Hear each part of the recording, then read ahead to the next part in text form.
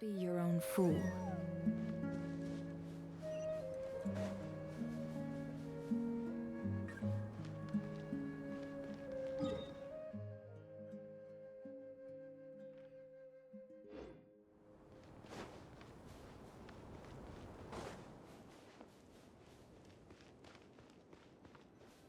This place looks familiar. That's not a good sign. There's someone up ahead. Time for a little chat. I wasn't expecting visitors at this hour. Oh, it's him. There you are! Sinue's been looking for you all day. I think he has some news for you. Oh yeah? What were you doing just now, Uncle Retinue? Hiding away some more loose change? I know I saw some Mora. What do you mean, loose change? Oh, come on, I'm too old for this. Just pretend you saw nothing.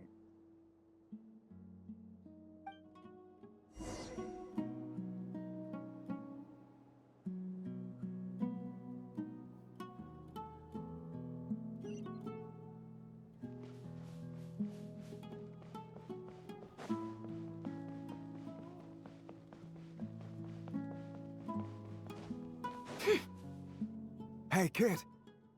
Mind telling me what Sinuhe's been up to recently? I'm trying to get in his good books and I need a way in. Get in his good books? Why?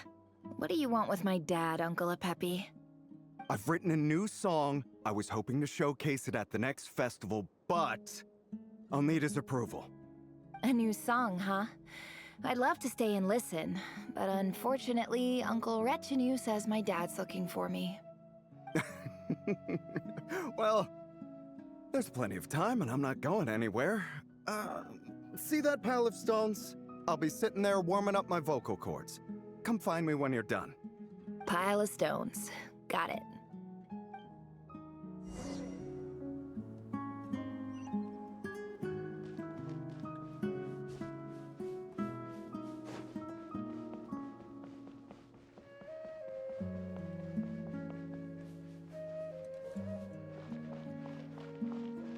Hi, Dad. Uncle Retinue said you were looking for me. Ah, there's my little princess. If you'd gotten back just a little sooner, you could have shared the spoils of war with me. Spoils of war? Who were you fighting against, Dad? It was just a figure of speech. The aftermath of a sandstorm is no time to be waging war. I was talking about our war against thirst. I went out to fix our water supply problem, and now I'm back. Which means... We have a well again! That's right. I found a new one and brought back as much water as I could carry. It should last us for a good while. If it wasn't for these blasted sandstorms, our wells wouldn't be caving in. You wouldn't be spending all your time out searching for new water sources. As the chief of our tribe, I'm supposed to be leading us out of hardship and poverty, onto better things. You know how prosperous our ancestors were. I've told you all the stories. And look at us now, squeezed into these hovels. No one would choose this, if it wasn't for the endless wars over the years. But things are looking up. I started working with some folks from the academia a few months back. They gave me some contacts in return for my assistance in the desert. So you're the academia's helper now? Special ambassador, they call it. Think of it as a partnership. It's nothing bad, okay? We've been isolated here in the desert for too long. Seeking opportunities elsewhere is the best thing for us, and the fastest way to progress. So, do you get anything good out of being a special ambassador? Of course. My luck's improving all the time. One day, I swear I'm gonna lead us out of this place. We'll find somewhere new. Somewhere better.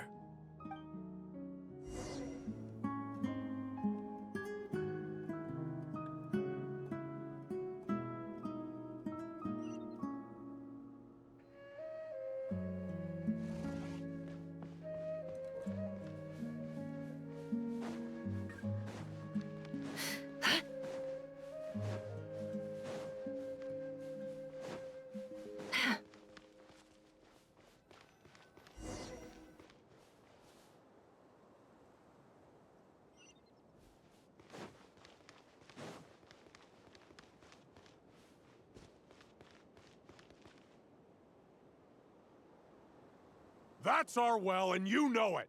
You stole from us. Well, you've gone from chief to thief, and now you have to face the consequences. Did you really think you could take our water without permission and get away with it? You're either brave, stupid, or both. And that Special Ambassador Act? Yeah, nice try! We spoke to the academia. They said it was all news to them. You're a liar and a cheat!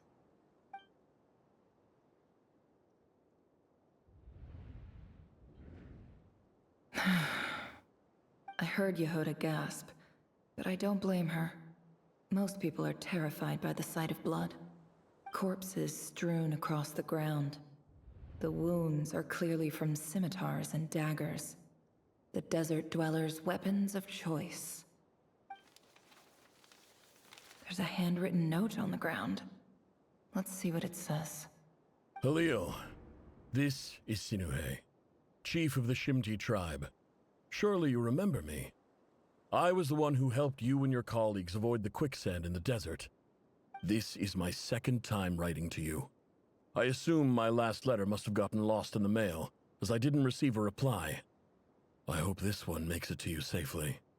I'm writing to you because I need some help. That sandstorm the other day completely blocked up our well, forcing me to look for another water source in Iab and Unut territory. It was a matter of survival. Praise the gods. The well of the Iab tribe was intact. It was my last resort. I drew what water I could and left, but not without being spotted. I fear they will retaliate. You told me to write to you if I ever needed help. You said you'd be my ally in the academia. I urgently need you to formally recognize my title of Special Ambassador and send some of your people to assist me for a few days. It's the only way I can convince them that this was the academia's decision and prevent them from retaliating. This is an emergency. Please send help as soon as possible. Looks like this letter never got sent. The writer died a grisly death, and the letter was trampled into the ground. It's badly defaced. Some parts are barely legible. What a ridiculous lie the surviving Shimti tell. Their whole village was butchered over a sip of water.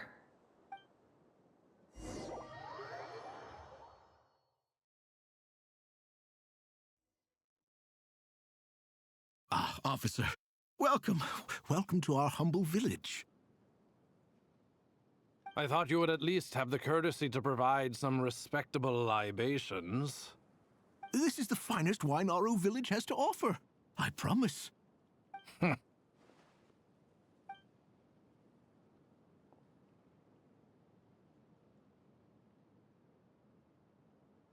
The Academia has agreed to reserve a single space for a candidate from your village. But I remain skeptical of this entire endeavor. I highly doubt anyone in this desert possesses serious academic potential. Please, have faith. If not in us, then in our God. The child we found shows great promise. I beg you, take her away from this place. Give her a chance. Don't let her talent go to waste. I don't recognize her. New arrival? She showed up here a few days ago, and we took her in. She's a really bright kid. Please help. I'm begging you. So, where are you from? Nowhere special. Just a sand dune. What about the rest of your family? How many of you are there? Just the one. It's only you? Correct. So, no brothers, no sisters, no mother or father? Any who have slept on a bed of sand, I call my brothers and my sisters. Apart from that, I have no family. All right. Get over here. Sign your name on the form.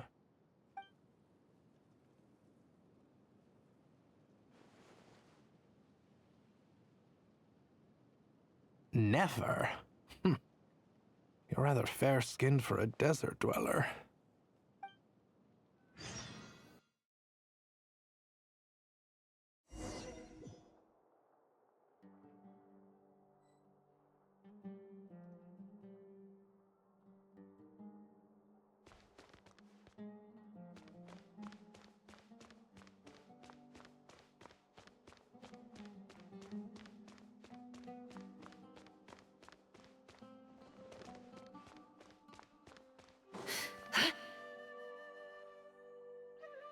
Nefer, this term's assignments have been issued already.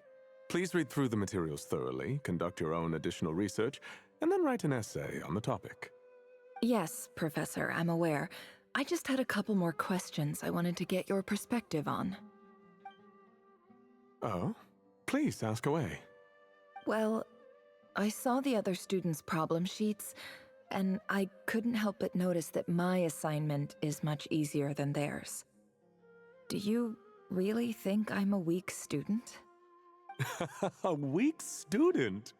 Goodness, no. Quite the opposite. You have a sharp mind, almost too sharp. I think what you're saying is, a weak student wouldn't have noticed the discrepancy. And if they did, they certainly wouldn't complain about the lighter workload. You see, sharp as they come. You see things the way they are, and I'm sure you know why they're like that. Because of where I come from. Because I'm different.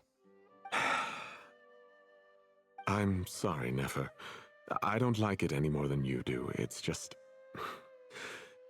Anyway, you said you had a couple of questions? What's the other one? I wanted to check. If someone sent me a letter to the academia, where do I go to collect it? Ah, your family wrote to you. Well, as long as they put your name on the envelope, someone should hand it right to you. Not exactly. It's not even a recent letter. I was just curious where the mail would end up if no one collects it. The House of Dana, I expect. I know there's a box for unclaimed mail somewhere in there, probably sitting on a shelf. Whatever you're looking for, that'd be the place to start. Okay, got it. Thank you, Professor. Oh, don't mention it.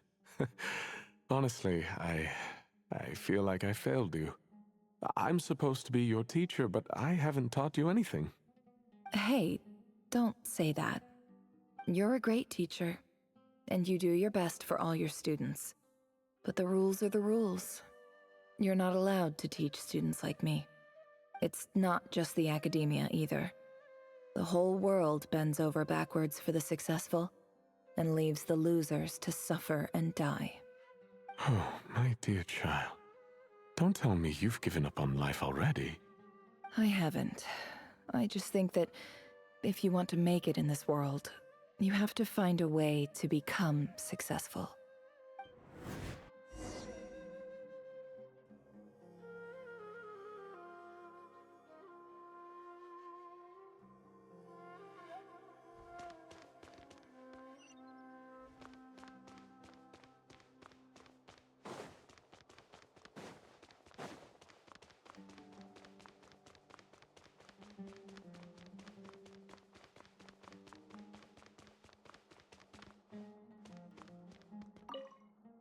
This must be it. A big cardboard box full of unclaimed mail. And probably some letters that ended up here by mistake, too. Let's take a look.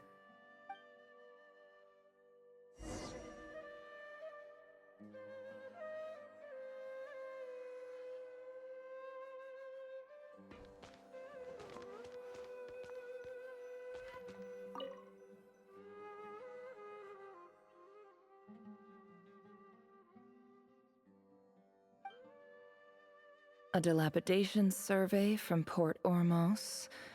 Looks like it's from a Core of 30 representative. What a strange thought. A bunch of mercs losing sleep over rundown buildings. This one was never even opened. I guess the recipient didn't care what the Core of 30 had to say about anything. Who was it addressed to? I don't recognize the name, but it must have been a Kasharawar professor.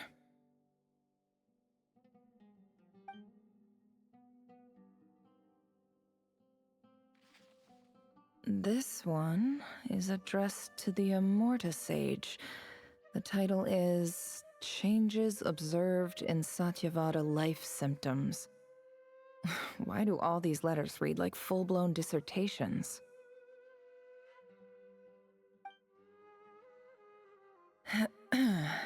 Guided by the incense, We became lost somewhere in the forest. All the barriers between levels of consciousness disappeared as our minds soared around in circles, looking for a branch to seek refuge on. In clinical terms, these symptoms fit the description of incense poisoning. The Amurta Darshan strictly prohibits the use of hallucinogenic substances, but I believe there are still people getting away with it. For example, my neighbor who always breaks out into song and dance after using incense. This seems like something the academia would want to know about. Why wasn't it collected? Wait, what's this written on the back? It's so small. The note says, "The sender authored this letter while under the influence of mushrooms. I would send it back, but no return address was provided. Stamped by the Grand Conservator of the House of Dana."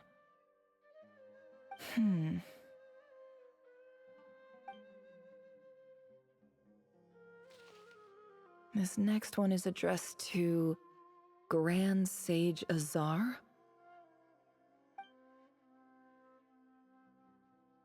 A few words of protest regarding recent changes in Sumeru's educational policy.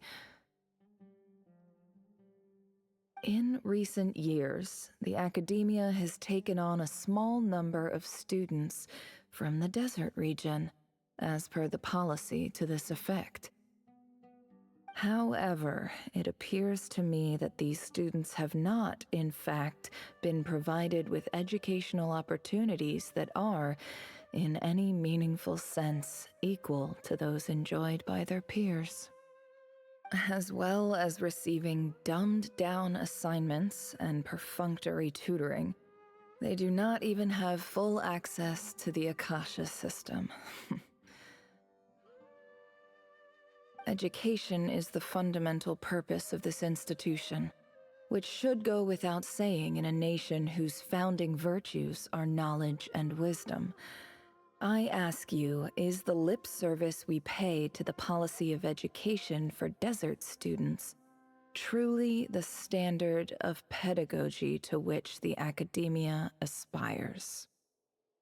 As Grand Sage, policy decisions are your prerogative. But do not forget your roots. You and I were once students too, as was everyone else in this institution. I do hope you will give some serious attention to this matter. I encourage you to discuss issues like this with myself and others, and listen to some alternative opinions. Great letter. Shame it didn't get to where it needed to go. And the sender is... Huh? Sage Cyrus of Spantamad. I didn't realize anyone else even knew how bad students like me have it in this place. So this is where letters from the Sage of Spantamad end up? Nice one, Grand Sage. Really enlightened leadership. Whatever. This isn't what I came here for. Moving on. I'm not exactly holding out hope that a letter sent from the desert would even make it here. But if it did, where else would it end up if not in this box? I can't believe how much discarded mail there is. Must have been years since someone last went through it all. And this is just one box. The whole House of Dana is boxes on shelves. I don't believe for 1 second that any human being has sat down and read through all the documents in this place. Who has that much free time on their hands?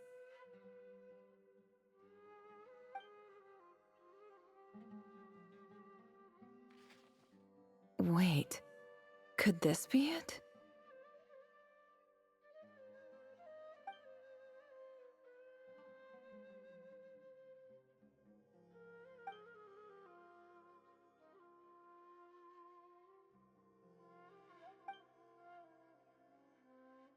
Greetings, Halil. My name is Sinue, chief of the Shimti tribe. I was the one who came to you and your colleague's aid when you ran into trouble in the Great Red Sand. I don't know how well you remember it now, but I brought you to safety and gave you some water and other supplies. You seemed very pleased and told me your name. In my tribe, learning a person's true name is serious business, and I therefore see you all as friends. You were kind enough to leave your contact details so we could stay in touch. The Shimti tribe lives a harsh, nomadic existence in the desert. You were sympathetic towards my plight, promising to make me a special ambassador of the academia and help us find a way to make a better living. This brings me to my reason for writing. Our tribe has fallen on particularly hard times, and I would like to ask for your assistance. There was a terrible sandstorm a few days ago, which blocked up the well in our land. To ensure my people's survival, I had no choice but to venture into Iyab and Unut territory in search of an alternate water source. The Iyab and Unut are descended from the Thamudians. While we trace our ancestry to Tulatala, we worship the Lord of Flowers and have had relatively good relations with our fellow tribes up until now. I found a well belonging to the Iyab tribe. They declined to help us, but I really had no other option, so I took some water to keep me and my tribe alive. My actions are certain to incur their wrath. When we met, you assured me that you would be my ally in the academia. I would like to take you up on that offer, because I really need your help. I wonder if you could send an academia representative to meet with me. That aside, the last time you were here, you mentioned that the academia had started accepting students from the desert, and I told you a little about my daughter, Nefer. We have next to no resources here in the desert, and my power and influence are limited. Would you consider enrolling my daughter at the academia? She is a smart girl. I know she won't disappoint you. From the outset, the academia never took you seriously. Those things they promised were just empty words. I doubt they even remember the name Sinue. And you were so emphatic that your luck had finally changed for the better. You swore you'd lead us to a better place one day. You spoke with such conviction, like you were the most powerful chief in the whole desert. You liar. You lied about everything. You promised the world and delivered on none of it. And who fell for it? Just me, by the looks of it. Despite your best efforts. Which makes you a pathetic liar. You weren't even any good at it. I think I'll take over from here. Let me show you how it's done.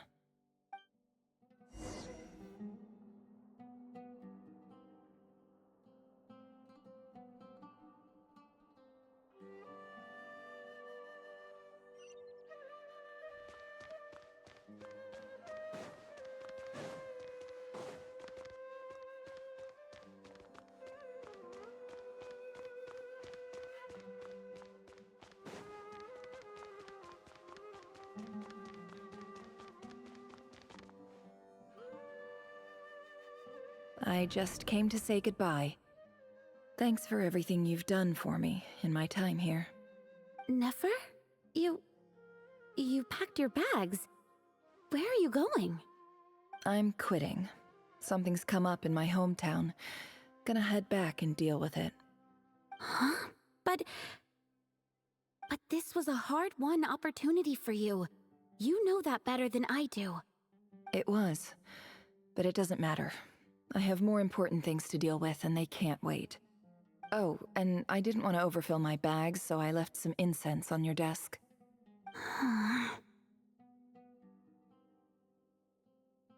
What's wrong? I thought you liked incense. Although, I did read somewhere in the House of Dana that it has hallucinogenic effects. Don't use it all at once, alright?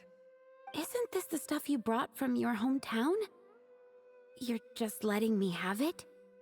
But you said it's a rare and valuable commodity. Yeah, about that. I lied. It's not rare at all. There's this bunch of ruins near my hometown that are practically overgrown with this plant. It's not worth much. Keep it, it's fine. But never... Alright, that's all from me. You take care.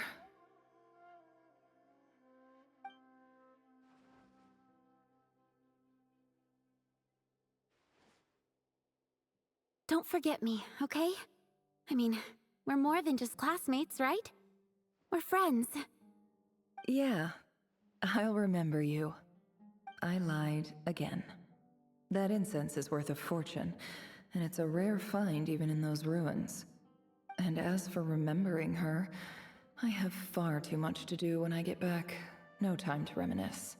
I'll be lucky if I even make it through this alive. But either way, I expect I'll forget you pretty quickly.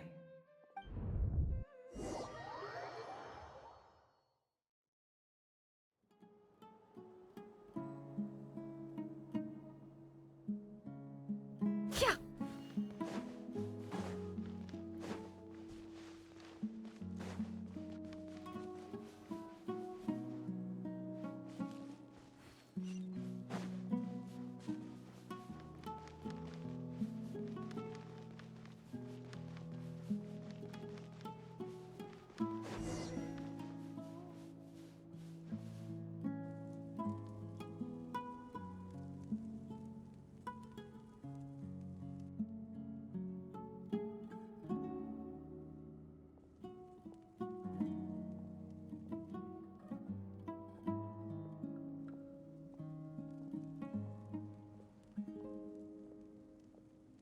It's a pleasure to meet you, Mr. Arif.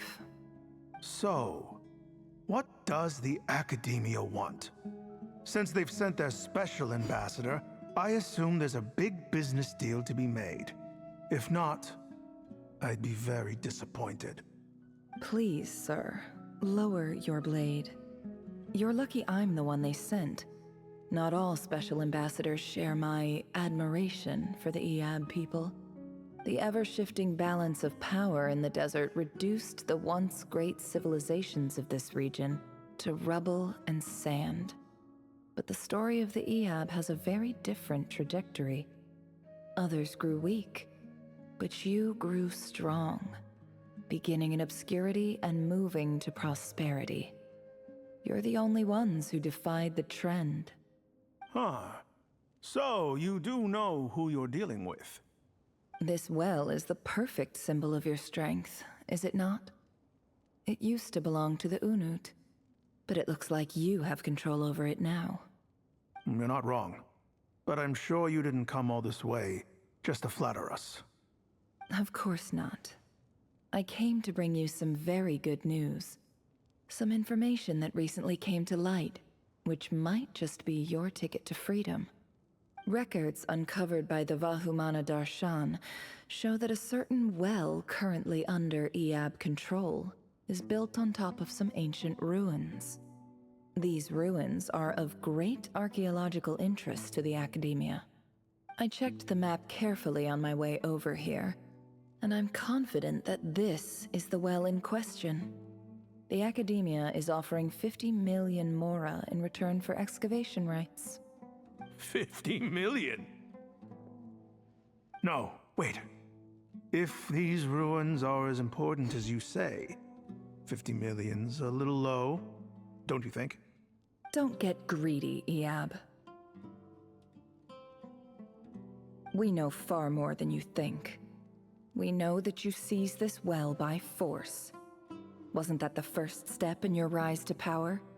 To drive away the Unut and steal their water supply? So what if it was?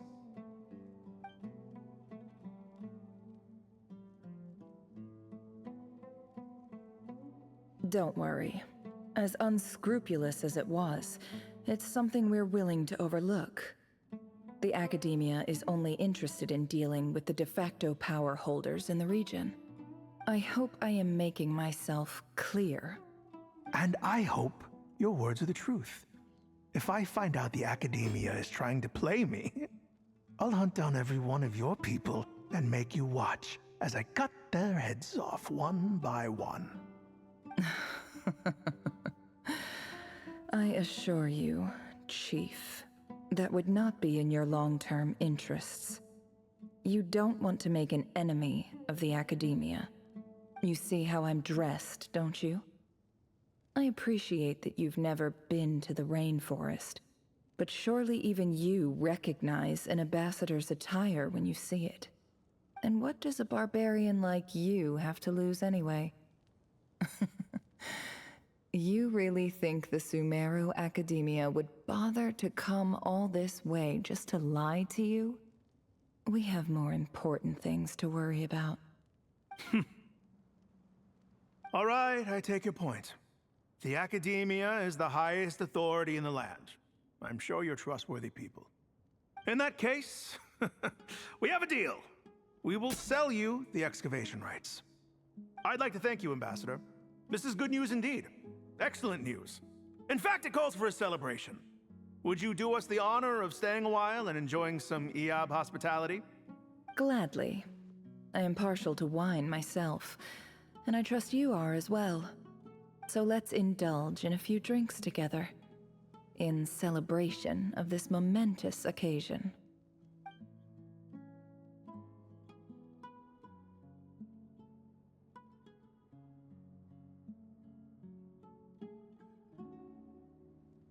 Chief! Chief, it's an emergency! It's the Unut. They've taken the well. What? Well, don't just stand there. Take it back. Yes, Chief. I have every confidence in the EOB's military superiority, and yet... Well, what is it? The Unut's response was alarmingly fast. The day after we reach a deal, they seize the well. This can't be a coincidence. Perhaps there is a traitor in your midst. I don't think so. I am obliged to remind you, Chief, that the Academia will only deal with the de facto power holders. If you cannot regain control over the well, I'm afraid you won't see a single mora of that 50 million. No! Please, Ambassador, just give me some time. I swear the Unut will not get away with this.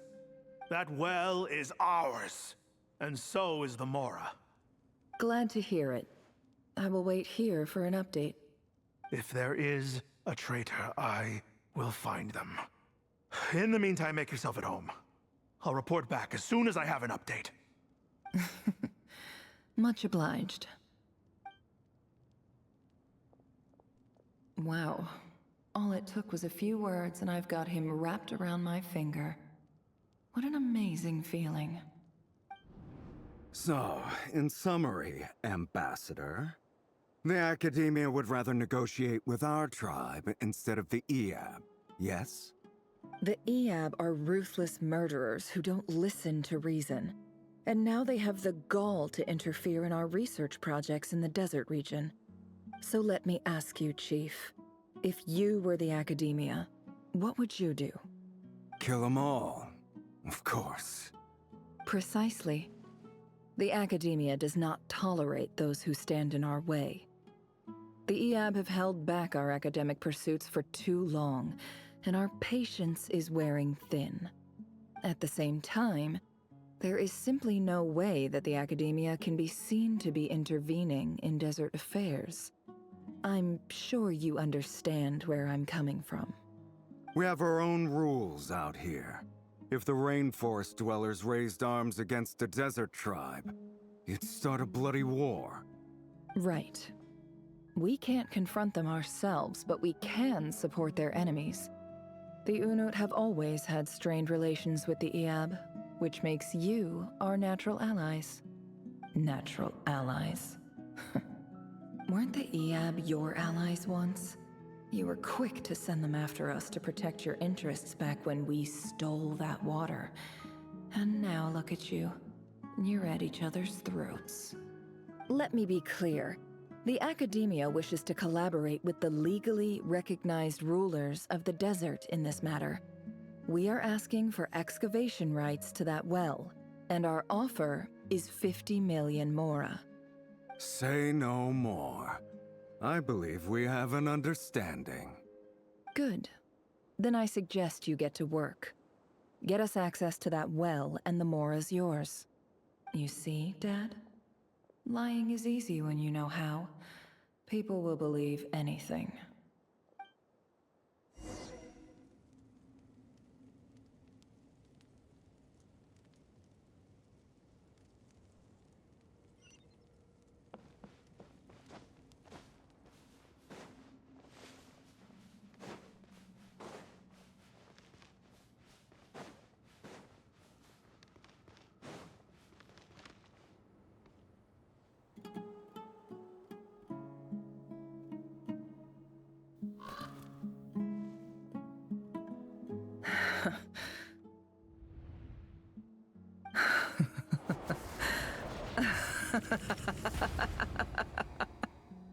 Look at yourselves. You may be vile, savage monsters, but your butchered bodies bleed like any others. You're no different. You're nothing special at all. The monsters who destroyed my home, they're just ordinary, petty human beings. What a joke. I think we're even now. Maybe I've even done the desert a favor. It's a better place without all these people around.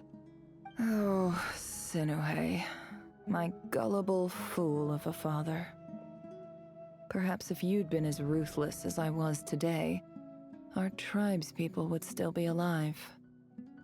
In this dog-eat-dog world, a chief needs to be tough to survive. But you couldn't do what had to be done. So I did it for you. Nefer, it's okay. All of this is in the past now. I believe I remember you promising to remain silent. Yeah, but even so... Yehoda, is there anything you can do to ease the tension? Alright, time for a sharp turn onto a completely different topic. So, anyway, that's enough of that. When are we getting out of this place? Feels like we've been walking forever. I'm getting pretty tired. Oh, Lauma, you tired? Yes, if we can find somewhere to sit down, I could certainly do with a rest. It's not far now. There should be a temple just up ahead. Yes. Really? A temple? That's where this story ends? I guess that's how things go in the desert. Desert dwellers can never escape their destiny. Or so everyone says. I never wanted to believe it, but looking back now, I'm as desert as they come. You mentioned a temple. What's waiting for us there? My biggest trade secret of all. Ah. Then I'm guessing it's where you got your power from. The power to peer into other people's minds. I didn't know you were clued up on any other religions. I'm no expert in the history of Sumeru, but since you come from the desert, I would imagine it has something to do with King Deshret. Sounds impressive. Ah, I know who you mean. General Mahamatra Sino. The spirit of Hermanubis dwells within him. That's Boss Neff for ya. She knows everything. Sino's hardly a figure of obscurity, but I know about Sethos too. What about him? Is he a big deal or something? Well, he's not a small deal, let's put it that way. Please, this is the bare bone basics. Save the flattery. Thanks for your patience, everyone. I'm sure it's been a lot to take in. With any luck, that's our exit just up ahead.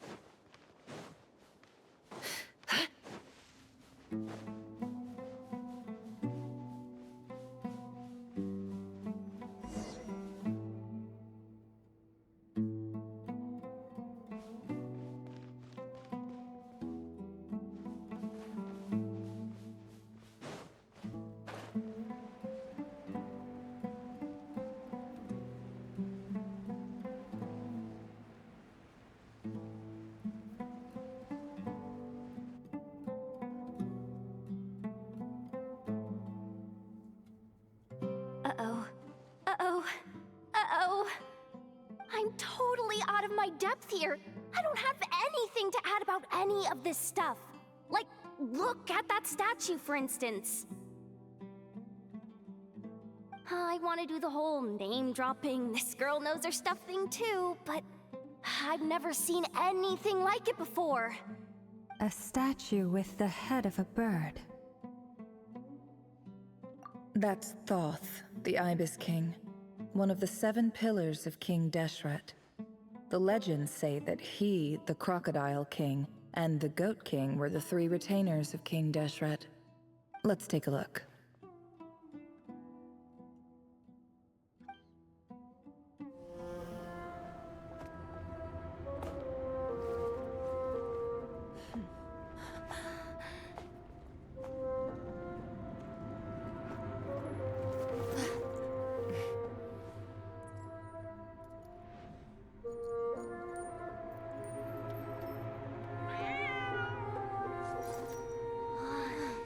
It's just Ashru. So, all is well?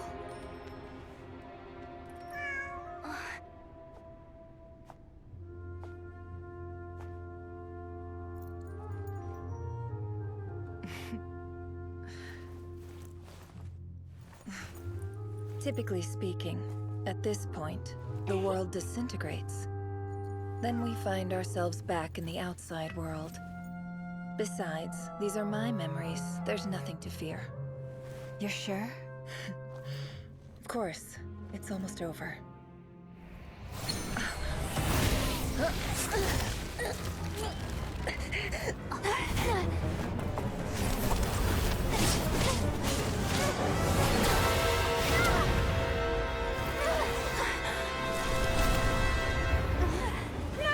Hold on!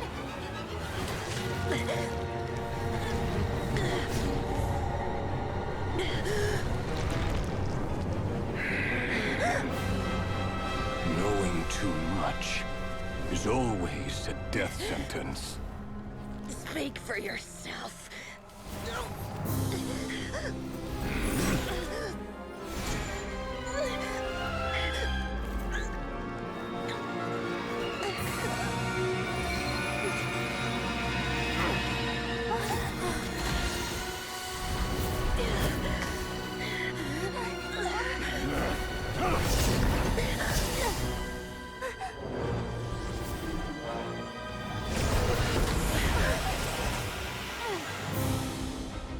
How repulsive.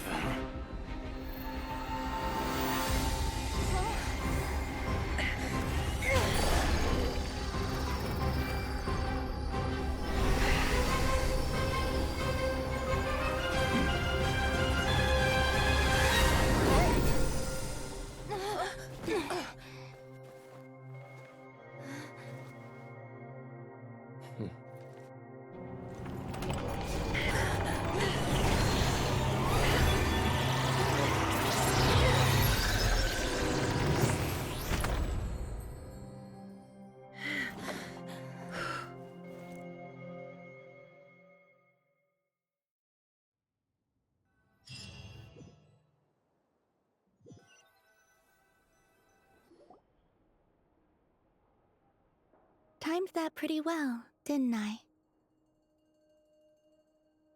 It's okay. I'm just glad no one was hurt. Paimon noticed you doing something too, Dainsleif. Were you helping get them out? Of course. When I asked Nefer to conduct this investigation, I was not naive to the dangers involved. I had a duty to ensure your safety. Good to know your sense of justice is still intact after all these years. I take that to mean that you saw the truth. That comes as a great relief. I certainly did. And thanks to your help, I also managed to trap Rerir inside the chess set. Whoa, really? How'd you manage that? Well, to be honest, I sensed that something was wrong long before we made it to the temple. By using this fragment to probe into Rerir's past, well, the monster formerly known as Rerir, it seems I alerted him. I was tracking him, then he caught on and started tracking me too. Can't say I'm surprised. But how did he track you through your thoughts alone? That shouldn't be possible. Rerir was a secret agent who reported directly to the Vinster King. He is an expert at finding a trail and hunting down his pursuers. No wonder. He infiltrated the chess set, read my thoughts, and built a new virtual chess set inside of it. That's why we weren't able to leave at first. Speaking of your chess set, it's quite a remarkable item. Would I be right in thinking you have some connection to King Deshret? You overestimate me. I only have a connection with one of his underlings, the Ibis King. You all saw how this came to be. A long time ago, the Eab massacred my tribe, the Shimti, in our home village. A few years later, I enrolled in the academia, where some new information came to light. The Unut and the Eab fought a bitter battle over the rights to a well, all for the sake of a non-existent 50 million mora. The Eab ultimately won that confrontation, but their victory came at the cost of almost every warrior in the tribe. The final blow to the Eab came at the victory feast, when an Unut assassin beheaded their chief right before my eyes. The remaining Eab fled and have been scattered to the winds ever since. Having gotten my revenge, I returned to my hometown, where to my surprise, the nearby temple was still standing. There it was, seemingly immune to the relentless hostility of the desert, while my tribal home lay in ruins. As I stood there gazing at the temple, I noticed a cat just outside. This cat, as it turned out, was home to the spirit of the Ibis King. He led me to a gate deep inside the temple, and there he made a deal with me. This chess set is my gift from the Ibis King. The chessboard within is made to the same specifications as the one in the mausoleum of King Deshret, and represents his power of piercing analysis. With this chessboard in its container, I gained a certain ability to perceive hidden secrets.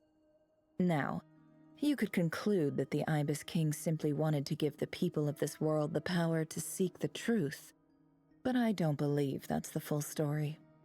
Every god plays favorites.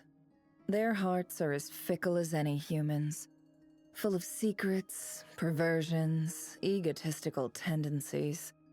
But precious few gods are willing to admit this. It is the same with all powerful forces, including fate itself. Their gaze falls preferentially upon a select few. As you rightly point out, this is an act of favoritism. If you're alluding to the Abyss, then yes, I agree. Gather the others. It's time to share everything I've learned.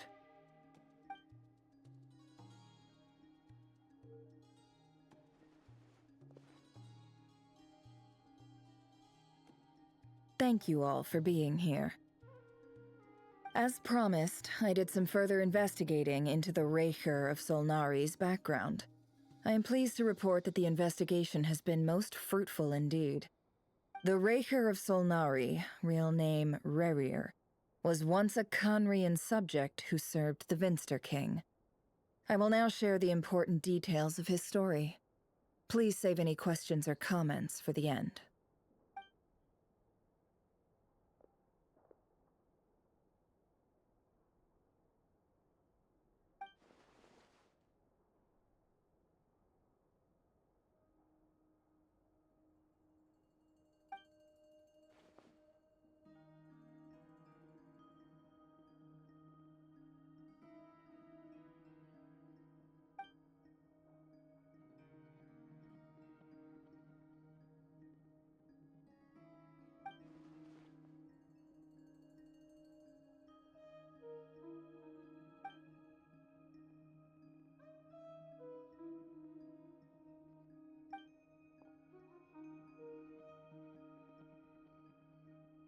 So that's why he's so obsessed with the moon.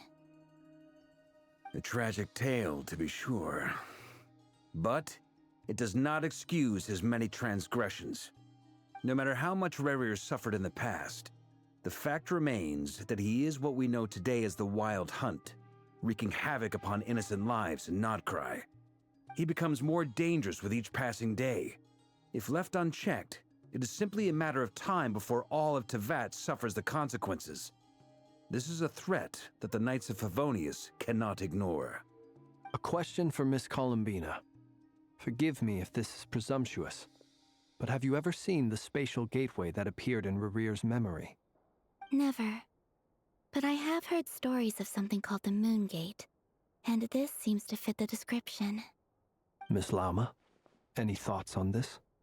In the lore of the Frost Moon Scions, the moon is believed to hold many secrets.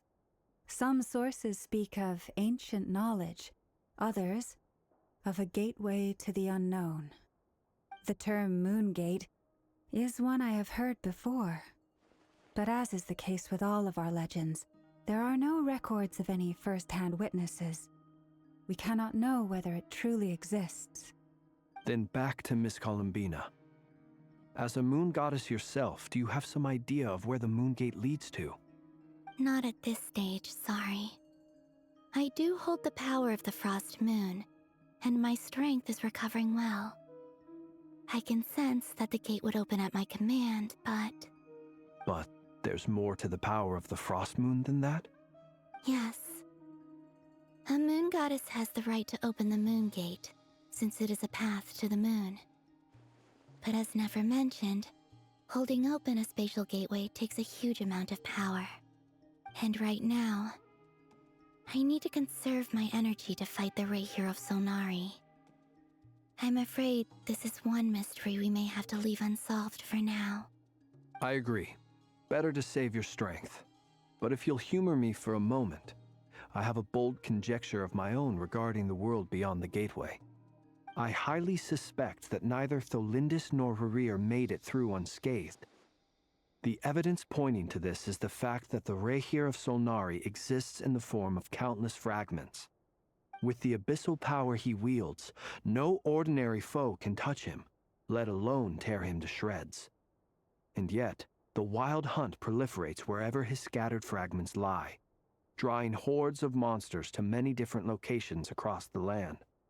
So your theory is that Rerir was physically torn to shreds by some powerful force?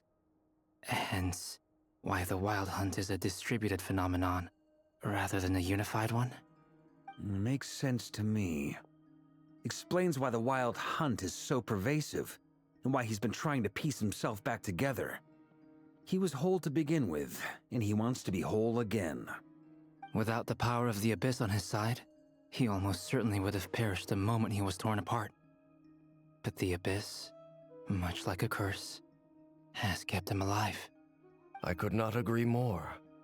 The power of the Abyss is most surely a curse. It is a compelling explanation, and one that accords with my present understanding of Abyss creatures. Whether the life form in question is primitive or advanced, if a curse has extended its lifespan unnaturally, it will continue to survive in spite of everything. This raises some interesting questions. I will run some experiments and see if there is any validity to my suspicions. That being said, regardless of whether my research bears fruit, I would like to thank Miss Nefer for conducting such a thorough investigation. Already, it has greatly enriched my understanding of the entity we face. My pleasure, Mr. Albedo. I too hope that the information I have shared today proves useful as we look to formulate the next stage of our plan. Hey! What is it, Dainsleif? You look really upset! It's just... when I think of the man I once knew as Rerir, I struggle to understand why things had to turn out like this. The two of you used to be friends, didn't you? I don't know if these words will bring any comfort, but my heart goes out to you. Mine too. We can never know all the hows and whys of the way things are. The moon and stars are full of untold secrets and lies, and the skies are host to many more mysteries than these alone. Yet, none of that can begin to compare with the complexity of human life. Those are the first comforting words I've heard in a long time. Thank you, both. Well, I think this is a good place to end today's meeting.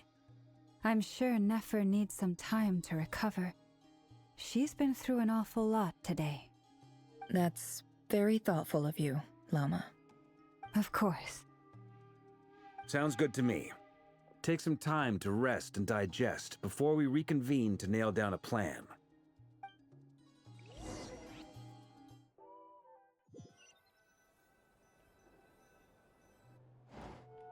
Hey, is this a bad time? Hope I didn't kill the conversation. Nice room. Oh, I'm not coming in, though. Why not? It's just a hotel room. If it's all the same, I'll just stay out here. I might not look the part, but I'm technically a knight. Barging into people's private quarters isn't the kind of thing we do.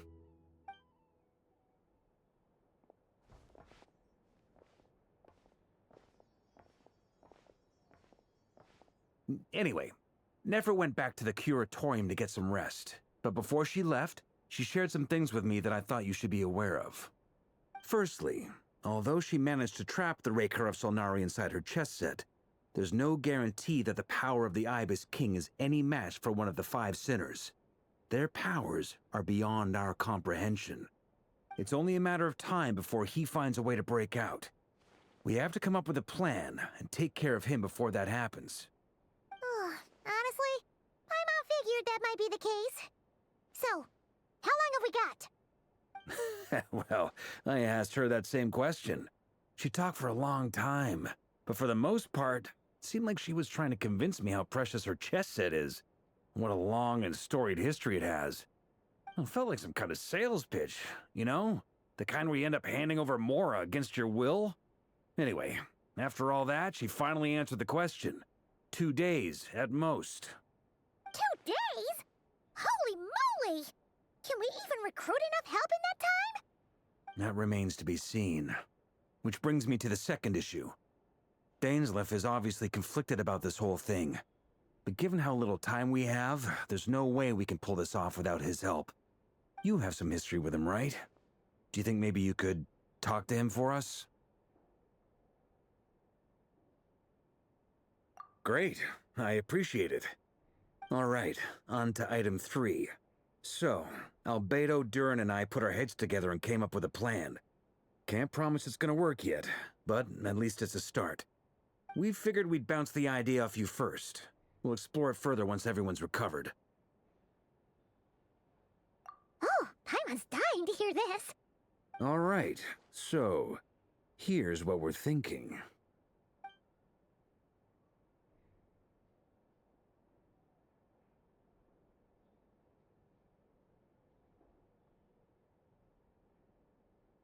We felt a little uneasy about roping you into this. I mean, firstly, you're not locals, and secondly, none of us are your boss. You're well within your rights to refuse if you so choose. Roping us in? Why would you even say that? We know the stakes here. It's all of us against the Reher of Solnari, or none of us stand a chance. I choose my words very intentionally, I'll have you know. I like to think there's an art to striking a down-to-earth tone even when the stakes are through the roof. Sir Varka, I have a few thoughts about this plan. I'm all ears. I think we can be more flexible with how the roles are allocated. In my view, the most sensible lineup would be like this.